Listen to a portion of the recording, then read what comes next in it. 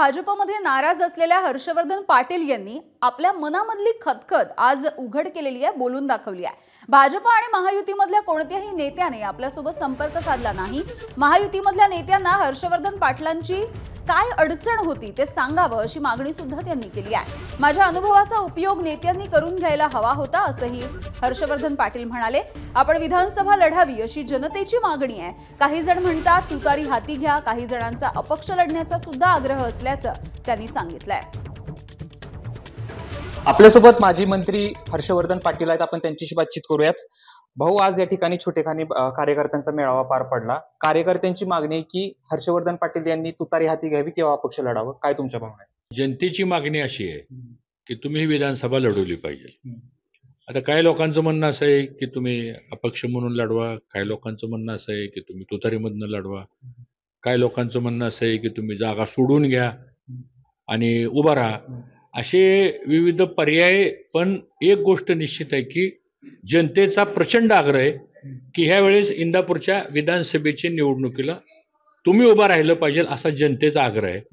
मी गेल्या 2-4-5 दिवसापासून सगळीकडे फिरतोय आणि पुढच्या आठवड्याभरात सुद्धा मी सगळ्या भागामध्ये जाणार आहे, जातोय आणि लोकांचं, सगळ्यांचं, जनतेचं जे मत आहे ते आजमावून घेण्याचं काम करतोय। भाऊ, घुसमट होतीये महायुतीमध्ये असं वाटतंय का तुम्हाला?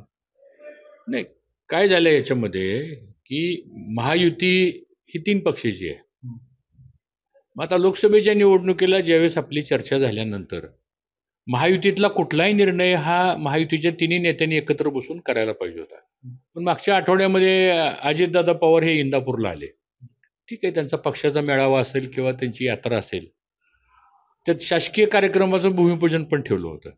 आता महायुती म्हणून ज्यावेळेस एखाद्या शासकीय कार्यक्रम होतो ते साहजिकच आहे, आमच्यासारख्याला त्यांनी बोलवायला पाहिजे होतं।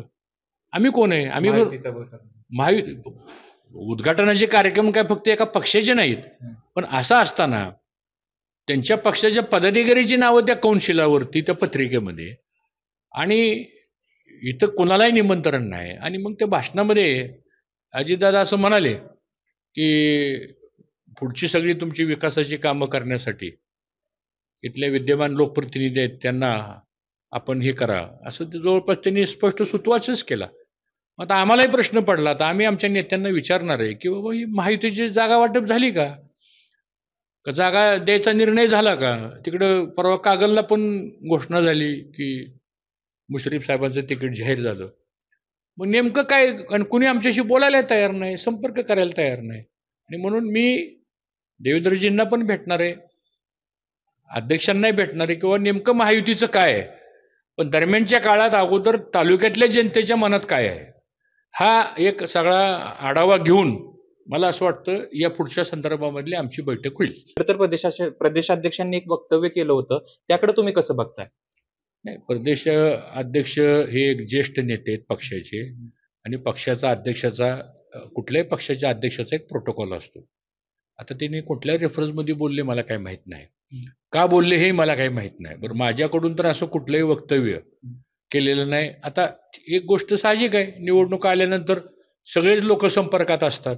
आता परवा मी वसंतदादा शुगर इन्स्टिट्यूटच्या मिटिंगला गेलो, गव्हर्निंग काउन्सिलची मिटिंग होती, 2 महिन्यांनी होती। तिथं पवार साहेबांची भेट झाली, तिथं अनेक नेते मंडळी त्या बैठकीला होते, आणि ती VSIची गव्हर्निंग काउन्सिलची मिटिंग होते। त्यामुळे साहजिक आहे चर्चेला उधाण येणारच, कुणी भेटलं, कोणाला काय झालं तरी। पण मला असं वाटतं की महायुतीच्या जागा वाटपाच्या संदर्भामध्ये कालच्या लोकसभेला जी आमची चर्चा झाली त्या चर्चेचं काय पुढं, आणि दरवेळेस आमच्या इंदापूर तालुक्यावरती ही वेळ काय येते, म्हणजे काय आमचं नेमकं चुकतं हेच आम्हाला कळायला मार्ग नाही। म्हणून जनतेमध्ये रोष आहे। आता हर्षवर्धन पाटील काय करतात हे पाहणं महत्त्वाचं असणार आहे। हर्षवर्धन पाटलांची वेट अँड वॉचची सध्या भूमिका आहे। कॅमेरा पर्सन धीरजसह जयदीप भगत, ABP माझा, बावडा, इंदापूर। ABP माझा, उघडा डोळे बघा नीट।